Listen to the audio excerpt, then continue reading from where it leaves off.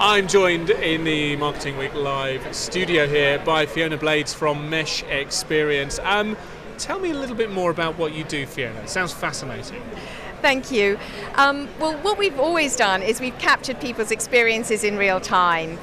So we started 12 years ago because we felt that it wasn't just the TV ad that was making people decide on whether to buy a brand or not.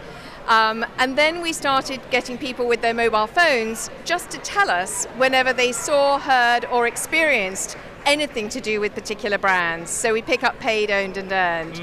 But today I was talking about something slightly different, still building on an understanding of people's experiences. So what we're talking about here is real-time retail, about shoppers' experiences in store when they're walking by and what grabs their attention. Tell me more about how you do that. Yes, so what we do is we put small cameras into the display material, and these are not videoing people. These are literally picking up data points. So it would pick up, for example, the shape of somebody's face and the eyes. So we know that that is a person, and we can see how many people will stop by that display, for how long. Is it a second? Is it 3 seconds? And then we can also tell from the algorithm can spot, is somebody smiling? Are they scowling? So that we can pick up the emotional reaction. So facial coding, sentiment analysis off the back of that, and lots of different ways, lots of different methodologies for facial coding.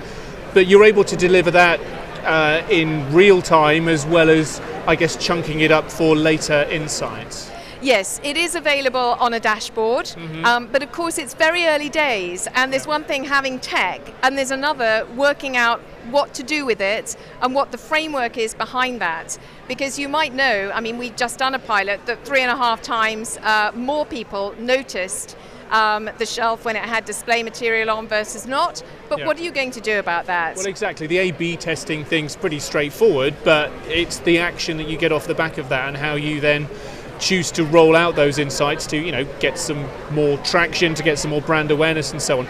You say you're in trials with this at the moment. Tell me more about the extent of those and what's next. We've literally just started, so we're just on the journey. I was speaking with BV Pradeep from Unilever, and we've been working together for a very long time, actually.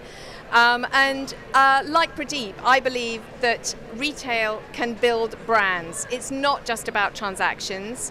Over the 12 years that Mesh has been in existence, we've seen how powerful experiences within retail can be. Sampling can be, display material, the pairing of one product with another.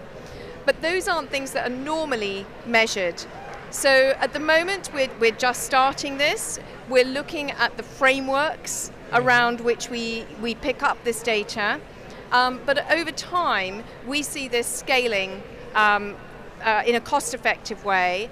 And we see it having a database. So just as you would have a database for, let's say, advertising, and you would know that this kind of advertising works better than that advertising, we will know both media. So for example, with one client on the pilot, we can see that a display in one part of the store gets a lot more attention than in another part. So you get media, and then content. So actually, the content of this particular one was grabbing people more than this one. So those are the kind of insights we'll build over time.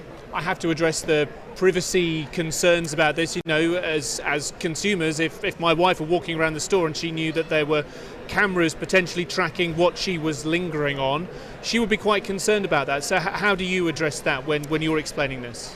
Well, I think the first thing is that no one would know that your wife has been in the store because it's not picking up a picture of your wife. So we're not seeing any personal information. All we're getting is data points that say there was a face. So I think that's the first thing. Of course, this is in a public place, and so there are security cameras and many other things around. Yes. My personal preference is to actually say that there are cameras that are being used, but honestly, it's not collecting personal information. So in that sense, it does overcome quite a lot of concerns that people have.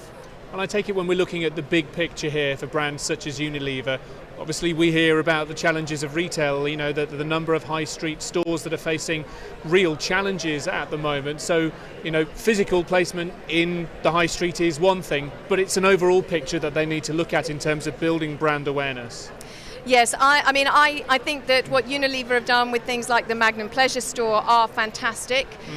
Experiences. Absolutely. Yeah. And these are media touch points now, because if you think about that as a media touch point rather than as a transactional touch point, of course you're not going to get the payback through the number of ice creams you buy through one store, through a pop-up. But you may well get that in terms of brand awareness, raising the quality perceptions of the brand, the amplification through all the social media. So I think that we need to completely rethink retail and not think of it as transactional and think about it as being a brand building mechanism. Listen, it's been fascinating to speak to you just now. Thank you very much indeed for your time, Fiona. Thank you. It's been a pleasure and a great show. Thank you.